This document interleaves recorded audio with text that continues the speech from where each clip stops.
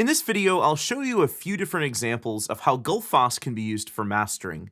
So this first example is a country song, and as you can see just by looking at the waveform, it was mixed pretty hot.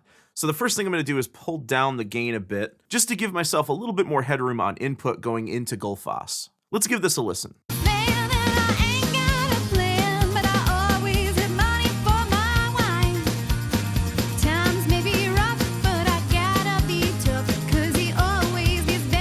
So I'll roll up the recover and tame, and then adjust the bias control so that the bias meter is centered around its origin point.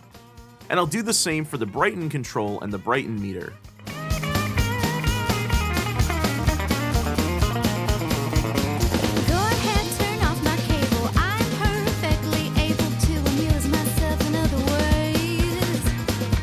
So that's a good starting point, and it's already starting to tame some of the low mid-range resonances that are causing some mud in the mix.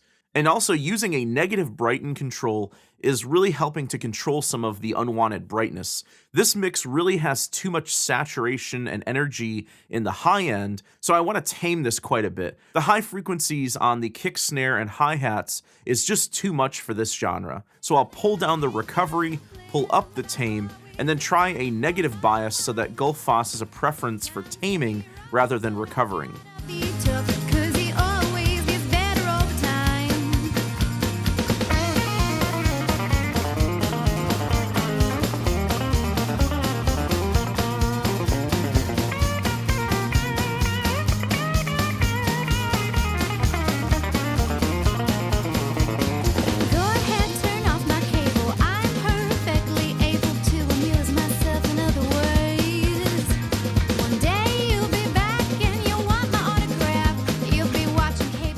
With mastering, it can just be small adjustments like this that can take a mix that's almost there and give it that little extra help it needs and rebalance the frequency response of the song in a nice musical way.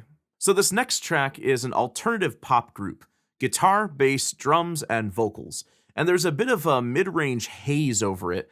The mid-range just doesn't seem as clear as I'd want it to be. What I want is for the mid-frequencies in the mix to open up a bit, and I want to hear each instrument and the voice more clearly and individually, so I want more separation.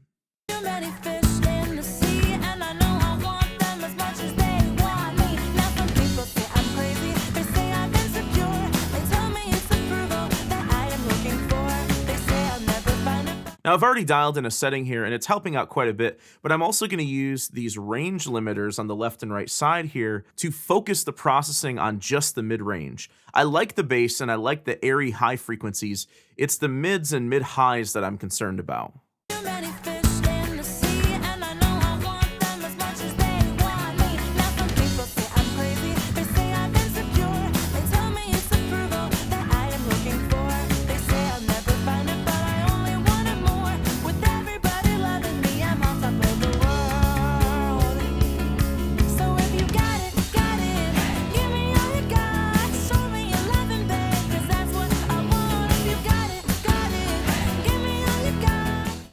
Note that my tame setting is pretty high.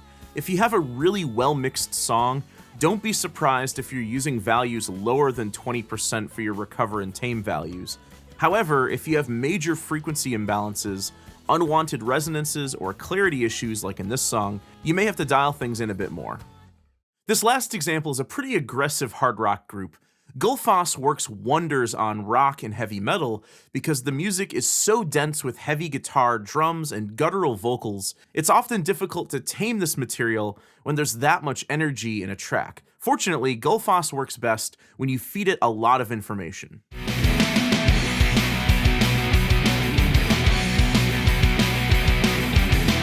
This track was also mixed pretty hot, so I'm going to pull down the gain again just to give me a little more headroom to work with.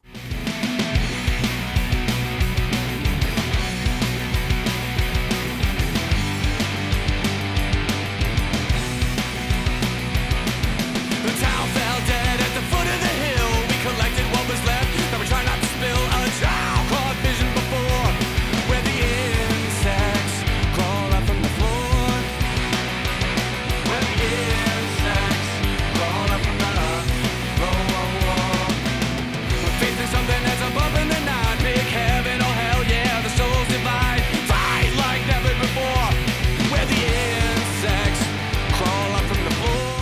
So I used some pretty drastic recover and tame settings, but this song definitely needed it. Not only is the balance better, but the guitar tone has improved drastically.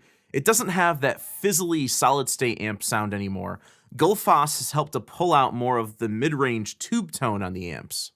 So there's a really heavy drum break toward the end of the tune. Let's give it a listen at this section, and I'll bypass Gullfoss a couple of times so you can hear the difference.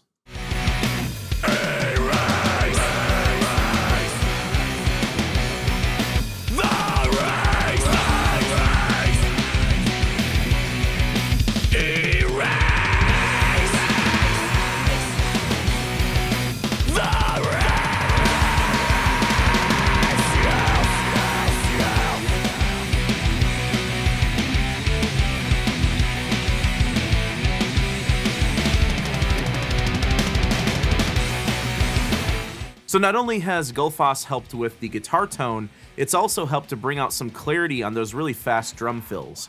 So those are just some examples of using Gullfoss for mastering. Keep in mind, these are just 3 examples, each with their own unique challenges. Every song you work on with Gullfoss will require its own unique settings to correct the song's unique issues. We hope this video has helped you to see and hear Gullfoss's potential as an extremely versatile mastering EQ. If you'd like to purchase Gullfoss or try it out for free, head over to soundtheory.com. We hope you enjoyed the video, and thanks for watching.